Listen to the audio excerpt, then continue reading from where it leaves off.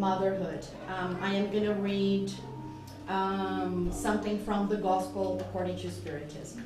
And it's from chapter 14, Honor Your Father and Your Mother. And it's about physical and spiritual kinship. Blood ties don't necessarily create bonds between spirits. The body comes from the body. The spirit, however, doesn't come from the spirit, since the spirit existed before the formation of the body. The parents don't create the spirit of the child. They simply supply its material wrapping, although it's their duty to help with the intellectual and moral development of their child in order to further its progress.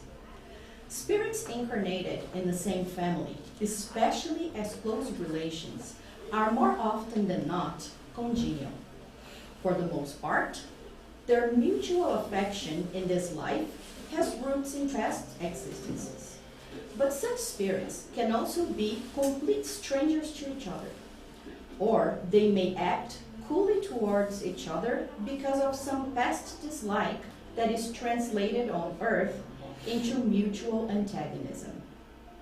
And here, the antagonism they feel for each other may become in itself a form of corrective trial.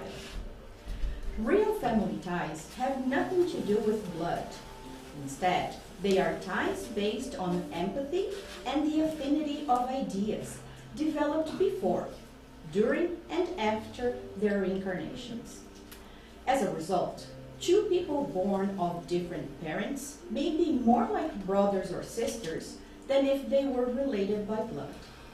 These people will attract each other, seek each other out, and feel happy together. On the other hand, two blood brothers or sisters may reject each other, something we often see. This is a moral issue the Spiritist doctrine can resolve through the principle of reincarnation.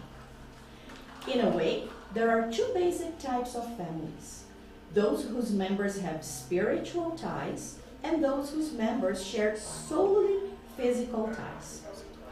In the first case, the ties are long-lasting and strengthened with progress. They also carry over into the spirit world by way of the diverse journeys of the soul. In the second case, the ties are as fragile as the physical body itself. They die with it, and in many instances, wither even while still in the physical realm. This was what Jesus was trying to make his disciples understand when he said, "Here are my mother and my brother by spiritual ties. For whoever does the will of my Father in heaven is my brother and sister and mother." So let's do our initial prayer. Let's close our eyes. Let's take a deep breath and out. One more deep breath in and out. Last time, deep breath in and out.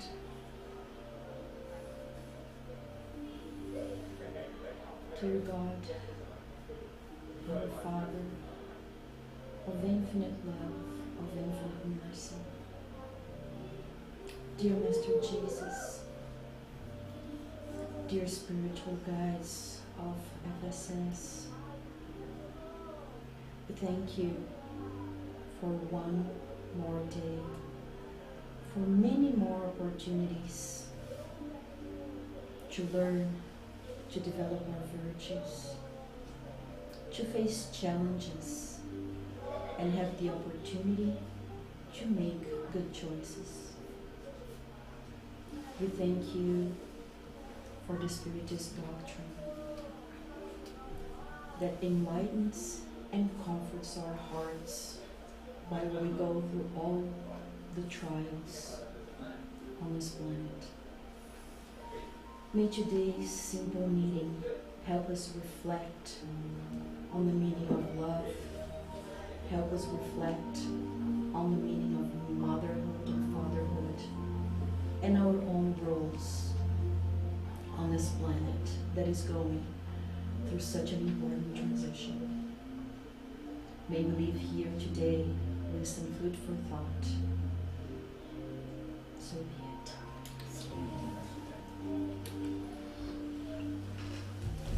Okay. So, unconditional love. What does the Spiritist doctrine say about maternal love? So last week, Victor talked about motherhood, and it was amazing. So today I'm going to bring something still about motherhood, but a bit different. Because we all hear about the idea of unconditional love, that all mothers love unconditionally. But is it? So first, this is where this talk was taken from. So from the book Saúde da Relação Pais e Filhos by Alírio de Cerqueira Filho, Spirit's book, and the Gospel According to Spiritism. So first, I want to propose a few questions. You don't have to answer out loud. Just think about them. I'll give you like a few seconds after each question to try and find an answer in your mind.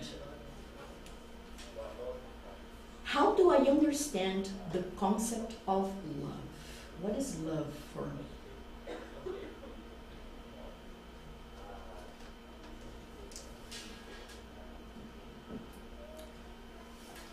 Are there different kinds of love? Like romantic love, fraternal love, or is love simply love?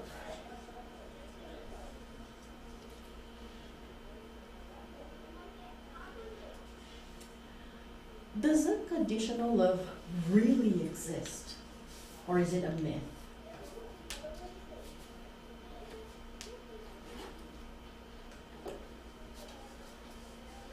If it exists, what do I think unconditional love is?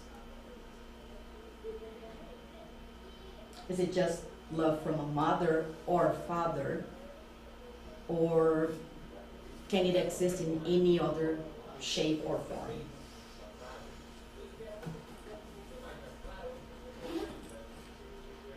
Okay, do we have a few answers in our minds?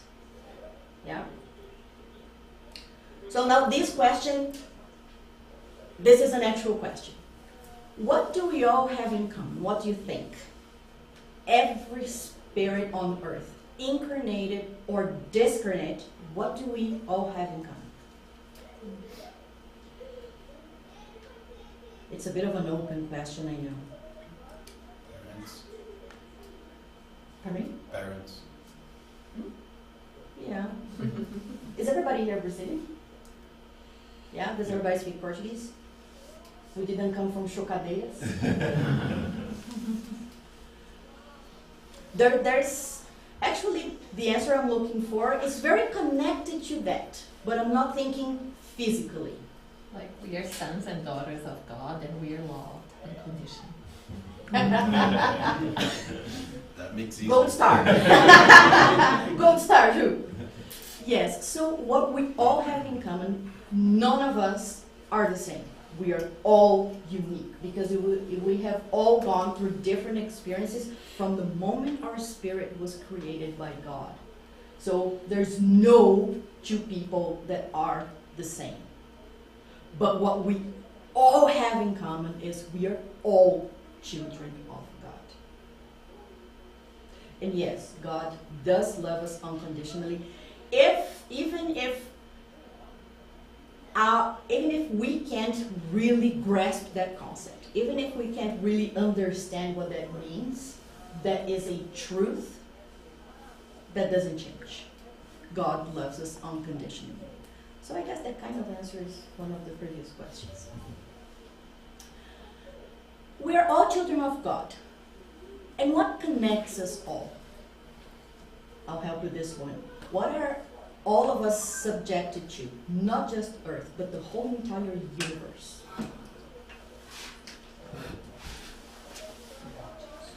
What do we all have to follow? I mean, you don't have to, but it helps. The divine laws. Because it's the same for me, for Juliana, for Luis, for Marcel. God has no favorites. We are all his children. But he has no favorites. Right? So we are all subjected to the divine laws. To me, that's very consoling because it gives me that feeling of not just love, but fairness. Right? I don't know if everybody here has kids, or if you've heard or your kids are too young, but eventually you will. That's not fair.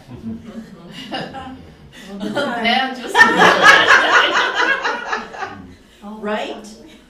That's not fair. And even if you have only one child, they're still gonna say it because like their friends can do something that they can't. It's not fair. My friend can. My friend has it. Everybody at school has it. And then what do mothers say?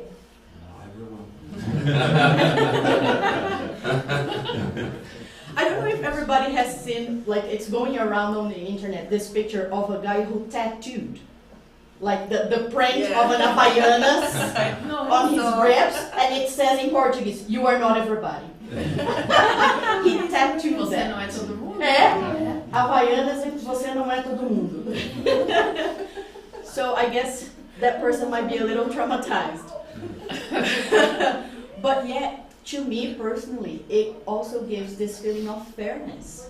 Because we can be like rebels. We can say, I don't want to follow the law. I want to break the law. But the law is the same for everybody. And when we talk about law, what is the one that we call the biggest or the greatest law? It's in the third part of the Spirit's book.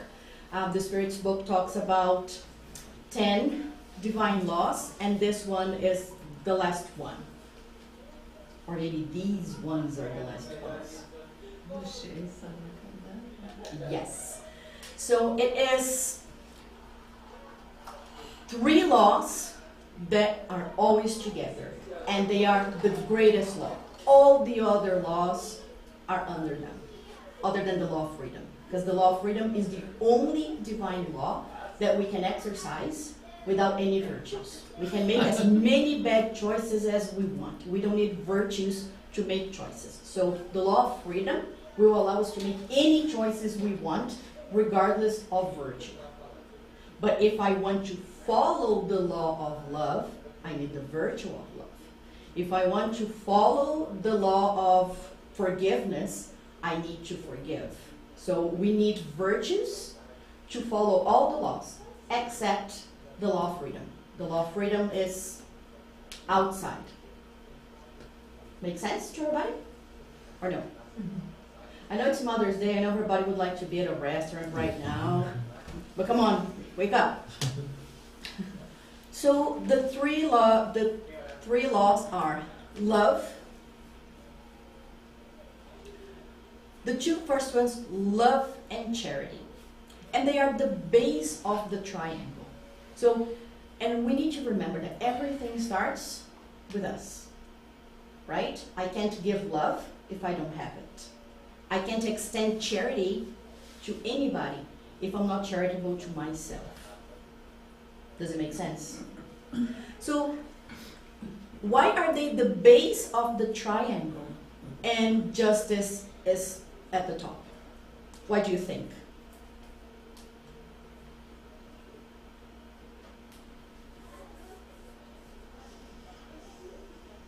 Brain is not braining today. Because we need love and charity to be just.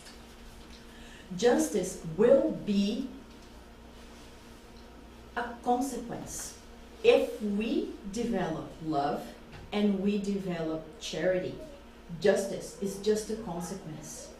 Because I am not going to be unfair to myself or to anybody else if I have these virtues.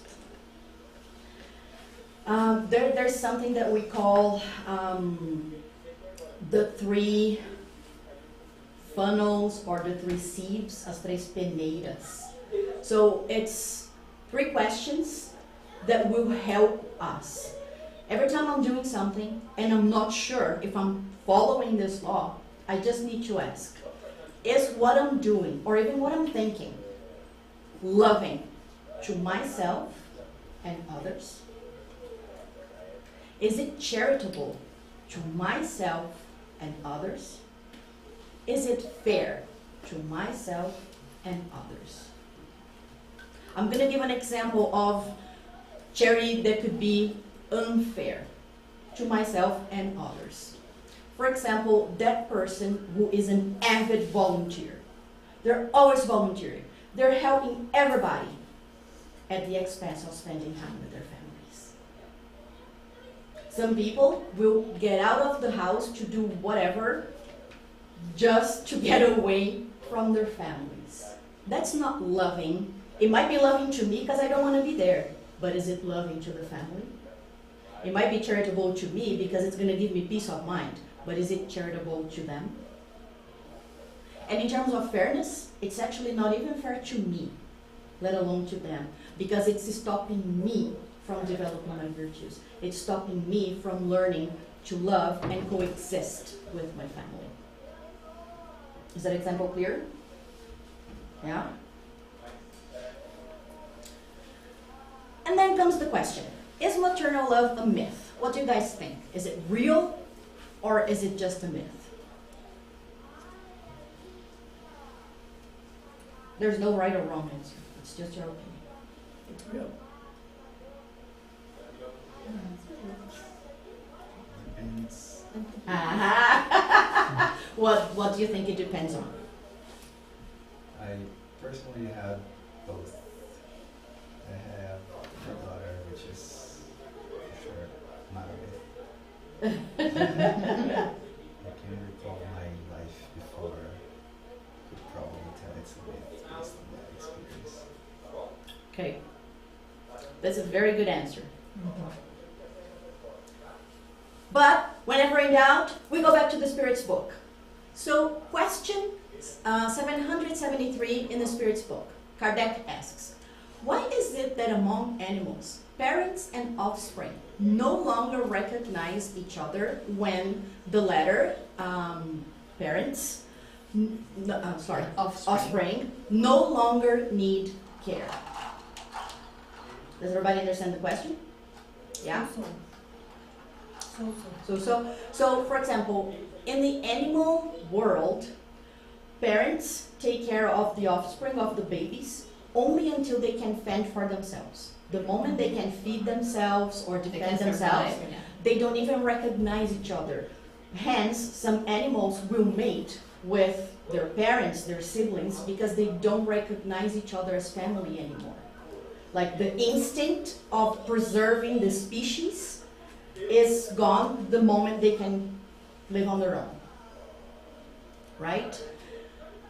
Except for some reptiles like snakes and lizards and turtles, they just lay the eggs and off they go. There is zero contact. They don't even see the eggs hatching, but it's just a few species. Most of the other species, there is at least a little bit of time that the mother or father will take care of the offspring or babies. And with the mammals, it's usually longer, right? Yes. Because with birds, for example, they still Yeah. take care of the eggs and hatch the eggs, Yeah. and once they're ready, like it's a very short period, Yeah. then off they go. Parents, mom and dads, Yeah. birds, they go. You're But good, with you're mammals- fine, see ya. With mammals, it usually takes longer. Yeah, because there's the breastfeeding. Yeah. Yeah, there are phases to go through. And like if And you go, surprise, surprise, human beings are the ones who need their parents the longest. That's what I keep telling my kids. I say, it's not a coincidence. I know you can make choices, but sometimes they're a little misguided. Okay, so the Spirit's answer. Animals live a material life, not a moral life. A mother's tenderness for her young has as its principle the instinct of preservation regarding the beings born to her. When these beings are able to take care of themselves, her task is fulfilled, and nature requires no more of her. That is why she abandons them in order to occupy herself with more newborns, because the instinct is to preserve the species, right? Because every species has predators. So the instinct is, if these don't make it, I need to bring more into the world to continue the species. That's their instinct. And then the next question, 774, and Vitor brought this question last week. There are people who infer, who understand, from animals' abandonment of their offspring, that the family ties among humans are merely a result of the social customs and not a natural law. What should we make of this? Is the question clear or no?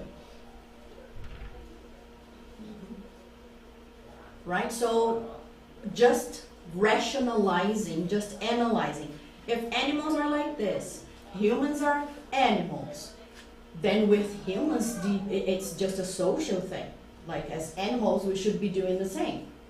So when our kids are 7, we just kick them out, right? Because up until 7, which is considered the first infancy or first childhood, parents have power of life and death over the offspring because they cannot fend for themselves. And interestingly enough, that's when the reincarnation is completed. Exactly. Yes, and 7 is nowadays. I would say it's becoming earlier and earlier. Yeah. But let's use 7 as our number. So, do you think that's right? Do you think it's just a social thing? And Victor brought this question last week. Yes. I would say that probably it can be answered using, taking the last question, because there's the moral thing that the animals don't have. Gold star.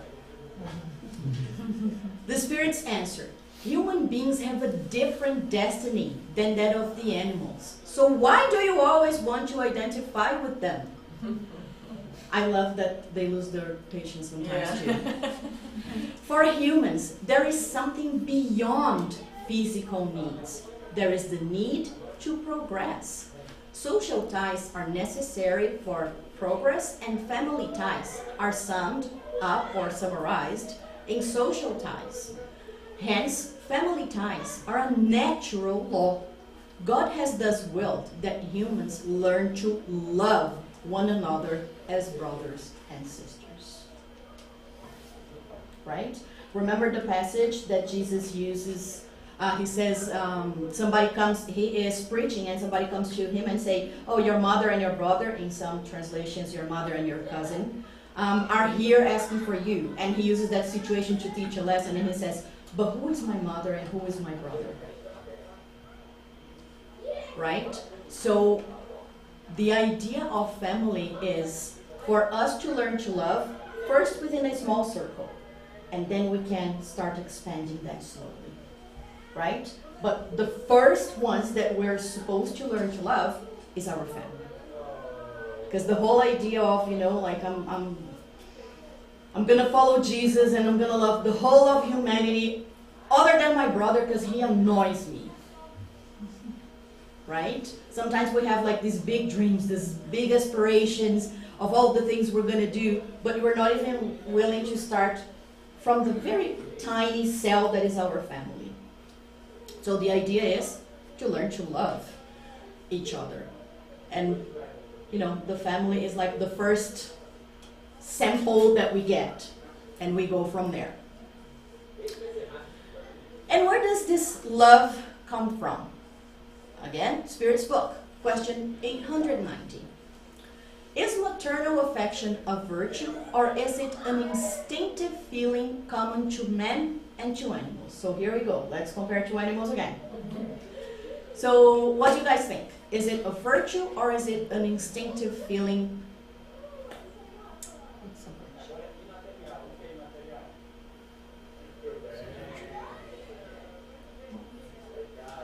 But aren't there mothers who don't love their kids? Mm-hmm. What about instinct? I think it starts as an instinct, but with the evolution became like natural. Okay. Let's see what the Spirit's answer. It's both.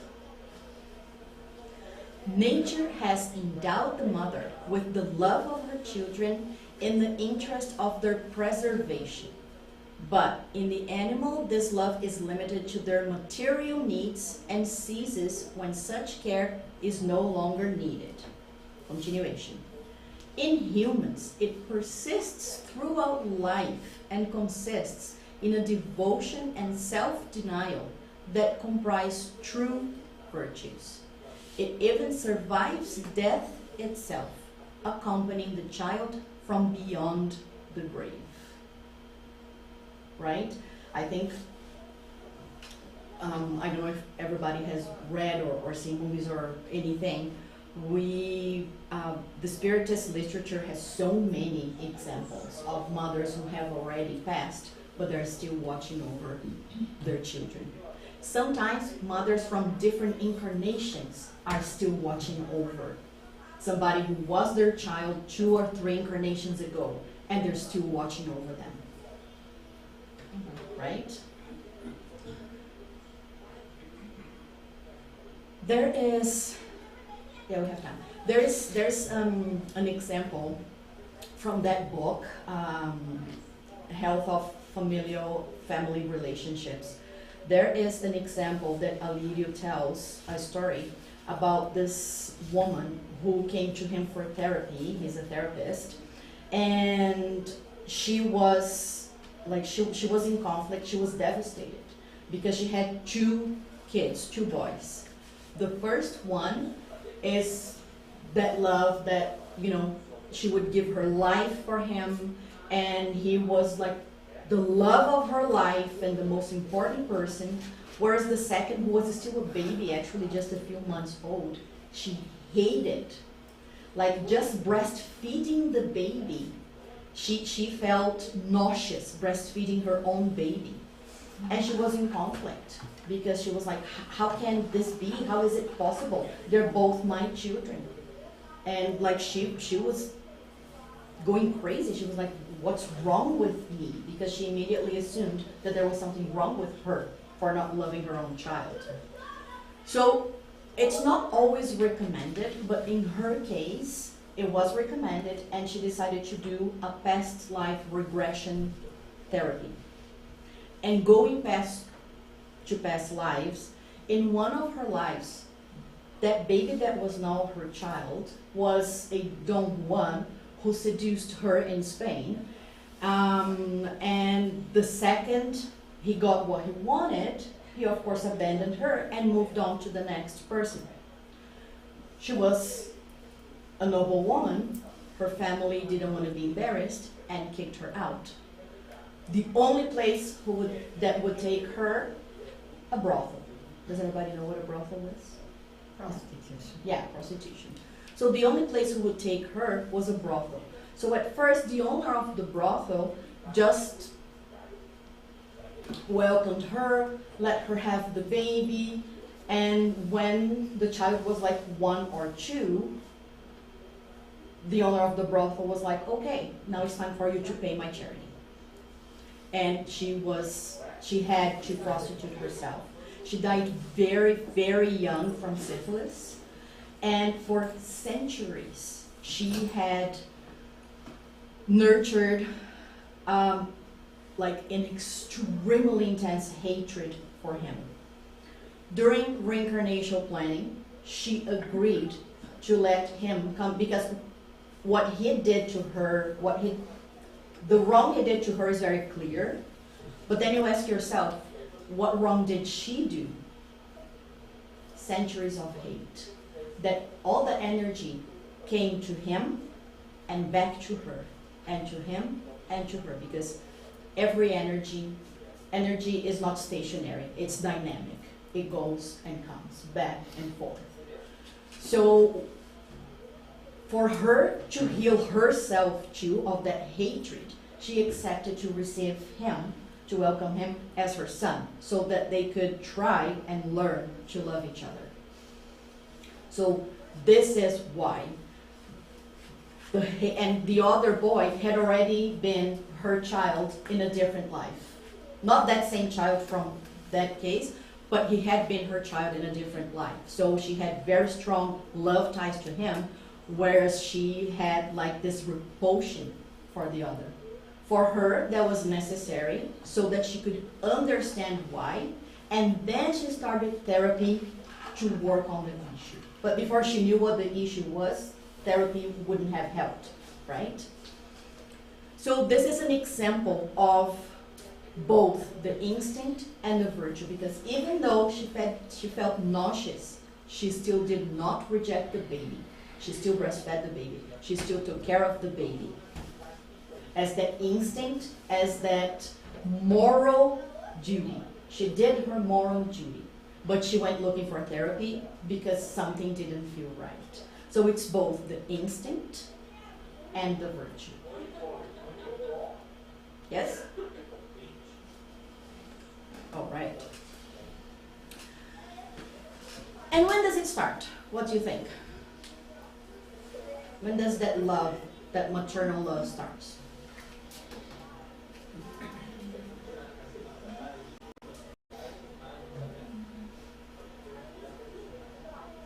Initial pregnancy. Pregnancy. Before pregnancy. I think for everyone is different. For everyone is? It's different. It depends. Yeah. It depends is always a good answer. Yes, always. That's what you learn when you start studying HR. The first thing you learn is the right answer is always it depends. In HR. Here not necessarily. But I think it depends because you did a plan before you came. Mm-hmm. And depend on of the situation. Maybe you came because of love already. So you already love that spirit. Maybe the plan was as this person that there was no love, even during the pregnancy. There's so many women that even when we are pregnant, we are still like not sure what's happening with me. I do love this kid, I don't love it. And then maybe the love comes, we can feel it when we see the baby. Yeah. And there's a lot of social pressure too. Yeah. Anybody who has been pregnant knows that you're supposed to love your child from the moment you find out you're pregnant. If not, you're a monster. Yeah, and this is not necessarily true. I mean, maybe it is, but we do not feel like that sometimes. Maybe I do love the spirit. I made it plan because I love, but I do not feel it. Okay. So, in the book, Health of Family Relationships, Aliyu says, during conception, the child's spirit is attached to the mother's spirit. During the whole gestation, the child who is reincarnating is intimately connected to the mother, physically through the umbilical cord and placenta, and psychically with the mother and the father to a lesser degree, but the more the father talks to the baby, all of that, the more baby is going to be attached to the father still during pregnancy. But it's not talking about love, right? We are not Not talking yet. We're talking about just the From connection. where- Relationship. Yeah, from where is this book? A saúde das relações familiares. So the child is affected by everything the parents do, positive or negative. And there is a very good, very thorough explanation about this in the books Missionaries of Light, Missionários da Luz. I think there are 2 or 3 chapters that talk about the reincarnation of Sigismund. So, highly recommend it. It also talks about the background of this connection, because the moment the sperm fertilizes the egg is the moment this connection happens. The mother and the perispirit get attached the moment the sperm fertilizes the egg, like that very second. I think And it it's explains before that. all of that. It's not before that? Even No. Before You guys that? can tell. No, attach the mothers to the baby's perispirit is the moment of conception. Can you guys That always right. tell? When, Pardon me? Can you guys always tell? Because I remember when my wife got pregnant, before we even knew for sure, she was so sure about it. Some people, Some people, yeah. Some people, I some thought it was before.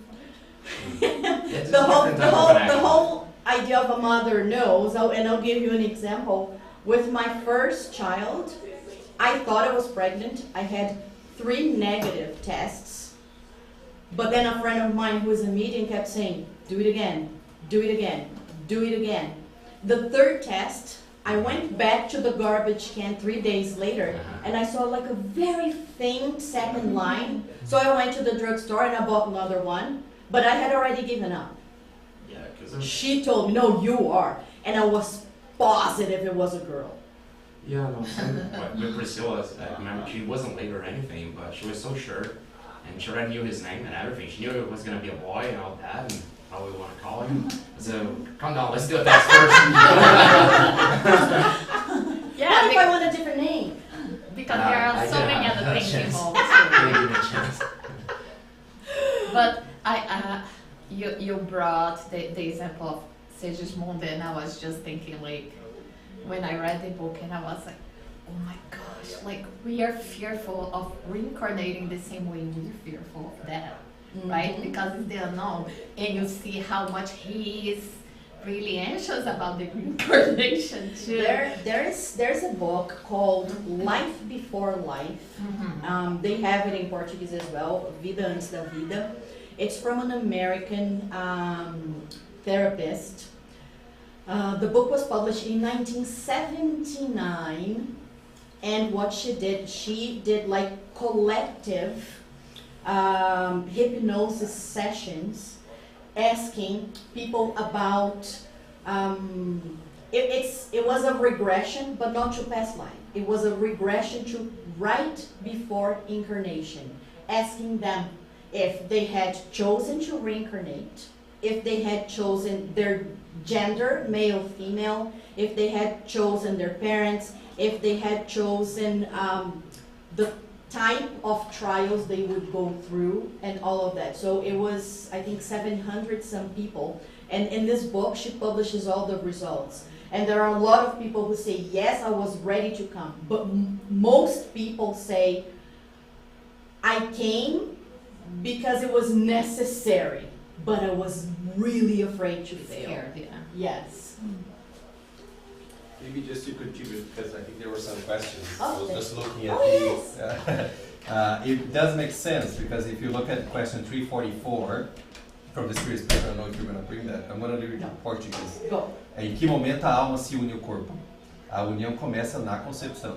So that does make sense, that if the soul unites with the body during the conception, it makes sense to unite to the mother's spirit as well.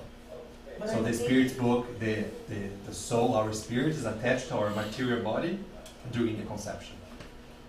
But I think that, like, for the planning and there, because it's very complex the way that this is planned, and I think The it's planning is before, for sure. Yeah, But just Genesis, the, I think yeah. it's the Yeah, but Genesis. we're just talking about the connection. The connection, We're not talking about planning or love Yeah. yet. We're This- just talking about the Yeah. connection of our soul to this body. Okay. That is on that conception. Yeah. Yeah? More questions?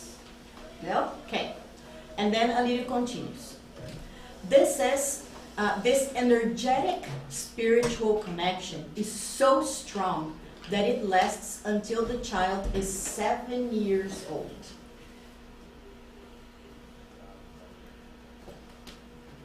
I'll go on. When the child is born, the physical umbilical cord is cut, but there is a fluidic umbilical cord that keeps the spiritual connection. The physical connection is gone, but the psychic and fluidic connection still exists. You know those examples, or if anybody here is a mother, you open your eyes half a second before they start crying. For whatever reason you feel when they're in trouble. That's this fluidic umbilical cord. That's the connection between mother and child.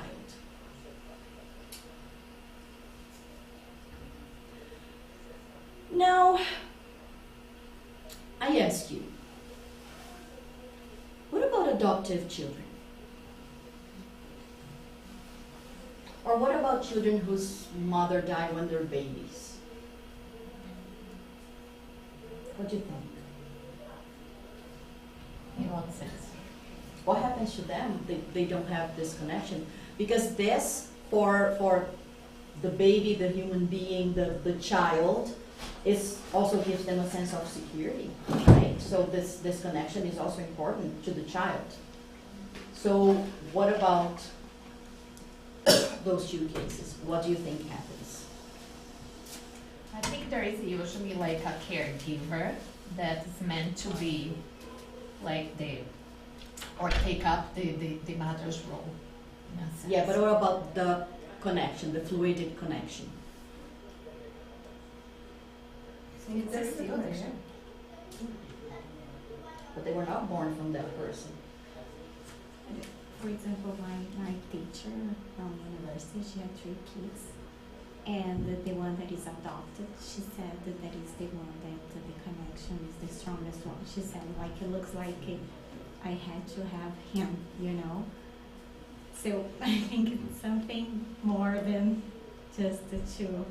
Maybe it comes The into concept. the Biological. plan. It's not biological, yeah. It comes Exactly. further Comes into the with the love. spiritual I was gonna life. say my adopted cousins the nicest me. All my cousins. There's some sort of connection for sure. Absolutely. Have we ever seen God make a mistake? There is like long time ago, I remember that I really liked this Brazilian actor. I don't know, like Marcelo Antoni. Yeah. And he has several adopted kids. And one thing that he said, because there is always this thought, like, I don't know if I would be able to love a non-biological child as I would love mine, or this kind of thing, or to choose someone. And one thing he says, like, you don't choose, they choose you. Like, you know when, like, which one is the one that is your kid when you're adopting. Yeah, and again, if we're talking about reincarnation planning, Exactly. right? So that fluidic umbilical cord actually transfers to the adoptive, either the adoptive mother or even to the father if the mother is not present for whatever reason. So again, God is infinitely fair. He never abandons us. So, saúde das relações pais e filhos. God is the creator and the mother is a co-creator by excellence. Because while the father co-creates offering one cell, the mother co-creates offering her own body, her blood, her life, and a series of biological spiritual functions. God creates the spirit and parents co-create the physical body. Make sense? So we do the biological part. The mom also has an extremely important spiritual role that we're going to see in just a bit.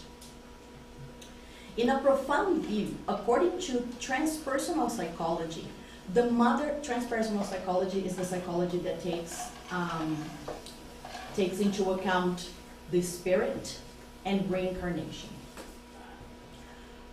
The mother is the archetype. Do you know archetype? The model. So the mother is the model of the connection with God. The mother's main function is to provide the child with this model of connection with God, because it's the mother who generates us. This way, she gives us a momentary existence in the body, the same way God gives us the spiritual existence.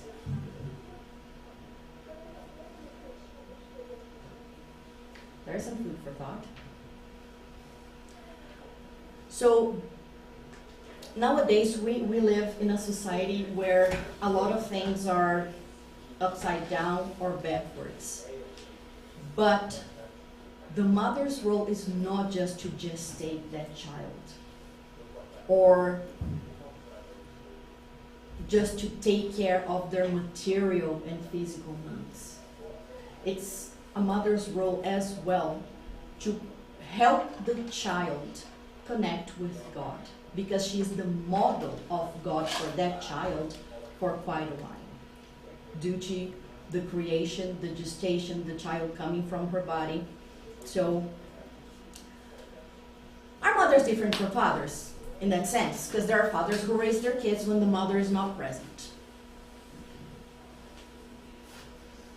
Do you think fathers and mothers are different? Of course. Yeah, we have different duties.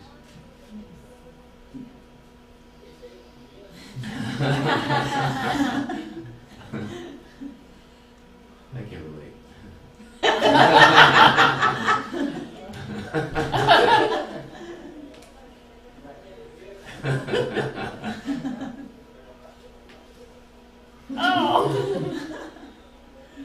Right? And the last. I love that girl's look. It's priceless. So, are mothers and fathers different? Maybe we need to ask another question before that one. So in the Spirit's book, Kardec asks a very important question. And let's remember, this is 1850 something. It was published 1857, but of course this was written before that. Question 817. Are men and women equal in the sight of God? And have they the same rights? So remember, back then, women had very few rights. Like no voting, no this, no that. And then at that time, Kardec, of course a visionary, asks, are they the same? Because in society, women in general are still treated as inferior. Yeah, but the question asks if they are equal in the sight of God, right? And Yes. if they have the same rights. And yes, of course they do. I think, yeah. Yeah, It's of funny course. that a woman answered. Of course I think yes. Any woman who answered differently, I would be surprised. But I think it's not for the same rights that we are talking about nowadays, maybe, because I think nowadays we perdeu a mão. But the side of God, yes. Yeah, I like think equal but different in a way. God has not given them both the knowledge of good and evil and the faculty of progressing? So they answer with another question, right? So think about it. Like think about your own question. What do you think the answer is? And then he continues. Since all people are equals before God's law, shouldn't they also be equals before human law? What do you think? The magic word here is should. Right? We know it's not, but Kardec is asking should. This is the first principle of justice. Do not do unto others what you do not want them to do unto you. Right? Regardless of gender. And then 822a. Accordingly, in order for legislation to be perfectly just, shouldn't it consecrate equality of rights between men and women? Yeah? Yes or no? Maybe. I'm not a feminist, but maybe. And remember, we're talking about a time when women couldn't do anything. They weren't even supposed to leave the house without their husbands. equality of rights. Yes, exactly. Yes, of functions. Exactly. No. Yeah, that's what All I'm talking people about. must have a specific place. I know, but I was building up to it. All people must have a specific place, and their occupations should reflect their aptitude. So we are equal and different. Yes, we are equal in rights, but different in functions. And when we talk now, let's not go into the rabbit hole of the rights or whatever. We're going to go back to what we were talking about, archetypes or models. So all of this was to build up to this.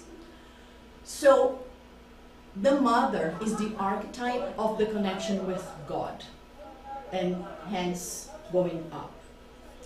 The father is the archetype of the connection with the earth. And this we're talking, I'm not talking about today's society, specific examples, single moms like I am who end up being mother and father. We're talking about in an ideal world.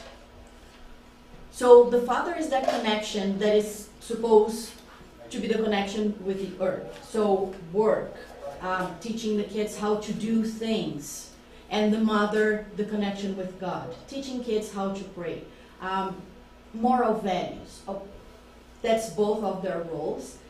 And if we talk about modern society, they nowadays intermingle, because we have fathers who take more care of their kids than mothers. We have single families, single parent families with both only mother, only father. Like, we have everything nowadays, right? So in an ideal world, this would be the ideal model, but nowadays sometimes we have to make up for whatever is missing, right? So just saying, oh, that's the mother's job, or that's the father's job, nowadays doesn't cut it anymore. Question 582. And Vitor brought that one last week as well. We all know the answer to this one, right? What do you think, Maria? Yes. She was not here last week, so Yeah. go to talk. Think about your parents. Is it a mission to raise you and Tomas? Me, easy peasy. Easy mission. Very good.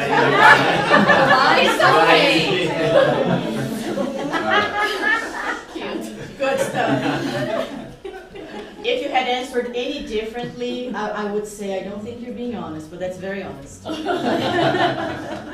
It is, without a doubt, a mission, and at the same time, a very great duty, which involves parents more than they might think concerning their responsibility for the future. God has placed children under the care of their parents so that they may guide them on the path of goodness, and has facilitated their task by giving children a frail and delicate organization, which renders them accessible to all sorts of impressions, mainly during the first childhood, mainly from 0 to 7.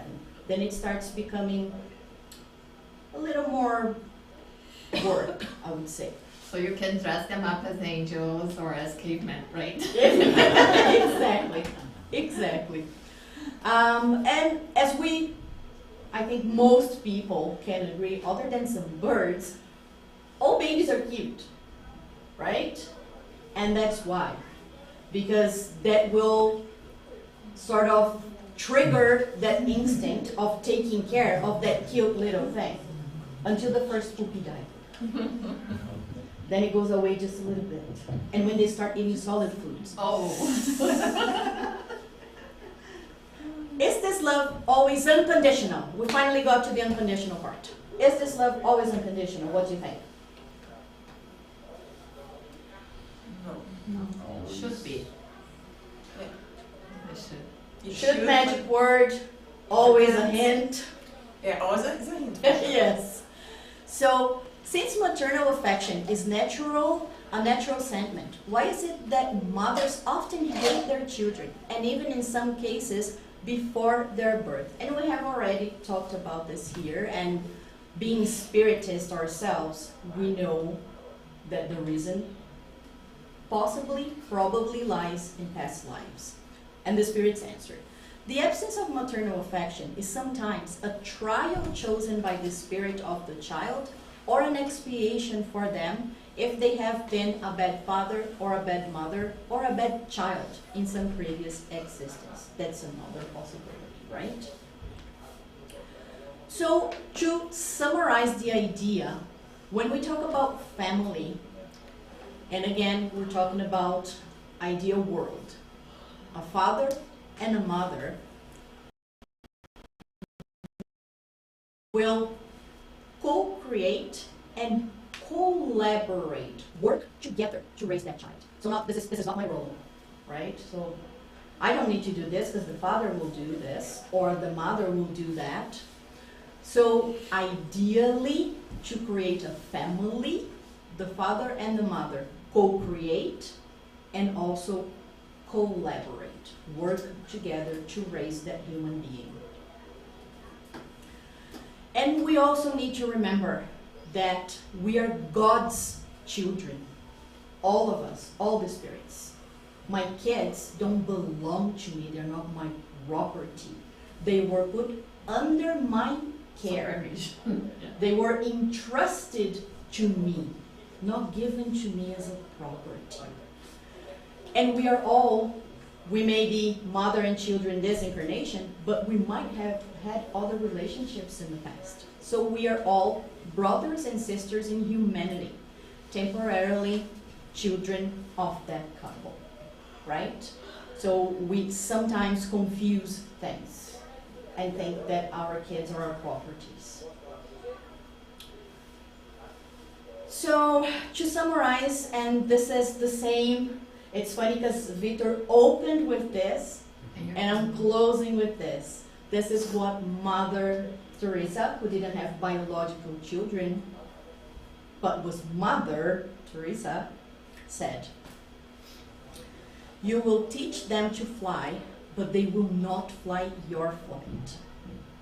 You will teach them to dream, but they will not dream your dream. You will teach them to live, but they will not live your life. Nevertheless, in every flight, in every life, in every dream, the print of the way you taught will always remain. So we are here, they are entrusted to us, and we are here to raise them the best we can.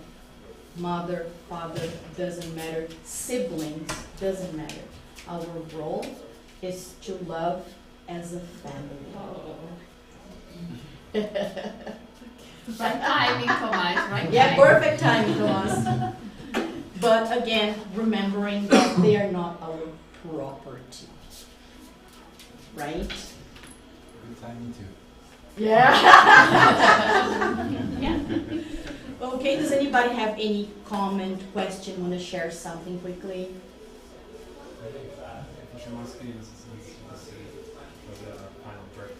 Yes. Thank you. Can we ask something? Of course. Yeah, the idea, this is why it's set up like this. The idea is for everybody to participate. Well, first and foremost, thank you. It's my very first time on such a thing and it really touched my heart today. Oh, good. I do have a question. Yeah. What in the case when you have father and mother often against each other rather than collaborating? Well, that's never the plan. Number one, first thing we need to understand is that's never the plan. Nobody comes to fail. So the idea is to come to learn to love each other. But we often fail. So it's not the child's fault, but of course they will suffer from this, right? And I don't have all the questions here, but I can show you in the Spirit's book the continuation of those questions about parenthood being a mission. Another thing Kardec also asks is like, because he says parents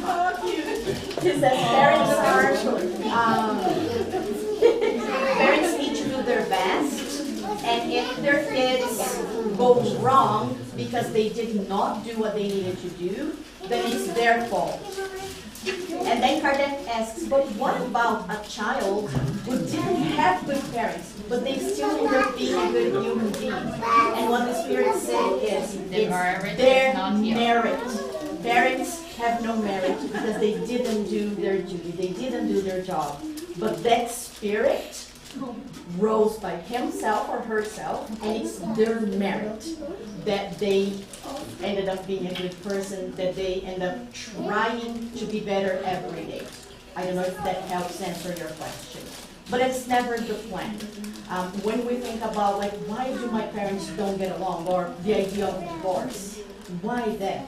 So it wasn't written, it wasn't meant to be like this, because nobody comes to fail. We fail because we don't follow the plan we agreed upon before reincarnating. And we fail because we are imperfect too. Exactly. So we can't- It's normal in our evolutionary level on planet Earth, right? It's really trial and error, trial and error. Does that help answer? Yeah? No problem. Yeah, no, you. Okay. Are we ready for the final prayer? Deixa só as crianças pegar as coisas. Claro.